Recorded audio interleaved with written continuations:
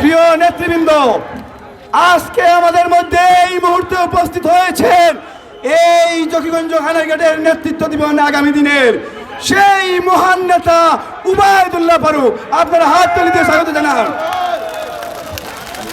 মাশাআল্লাহ, মাশাআল্লাহ, মাশাআল্লাহ, মাশাআল্লাহ, মাশাআল্লাহ, মাশাআল্লাহ। ও আল্লাহ, ও আল্লাহ, ও আল্লাহ, ও আল্লাহ, ইয়া আল্লাহ, ইয়া আল্লাহ, ইয়া আল্লাহ, ইয়া আল্লাহ, ইয়া আল্লাহ, ইয়া আল্লাহ, ও আল্লাহ, মাশাআল্লাহ, সুবহানাল্লাহ।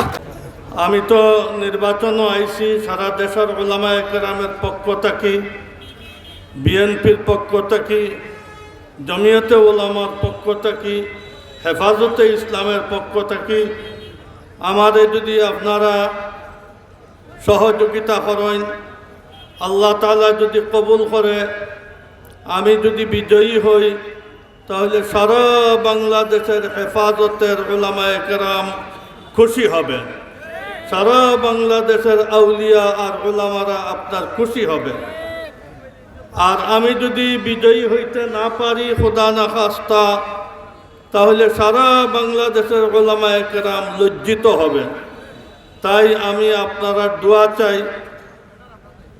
আপনার ফুলতলি সাহেব কিবলার এখানেও আমি গিয়েছিলাম, মৌলানা হুসামউদ্দিন সাহেব দামাত বারাকাতুহুম আমার সাথে যে আচরণ করেছেন আর আমাকে যে মর্যাদা আর সম্মান দেখিয়েছেন, আপনারা এতে বুঝতে পারছেন ওনাদের সাথেও আমাদের কি সম্পর্ক।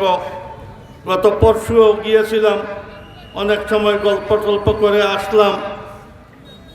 আমাকে যদি আপনারা বিজয়ী করেন তাহলে বহুত মেহরবানি। আমি ৭৯ বছর বয়সের পদার্পণ করছি, শেষ জমানা, জাতির আর দেশের কিছু খিদমত করতে চাই। যদি আপনারা আমাকে চান্স দেন, দোয়া চাই, সহযোগিতা চাই। আল্লাহ তাআলা আপনাদের দুনিয়া ও আখিরাতের বালাই দান করুক, সবকে সুস্থ রাখুক।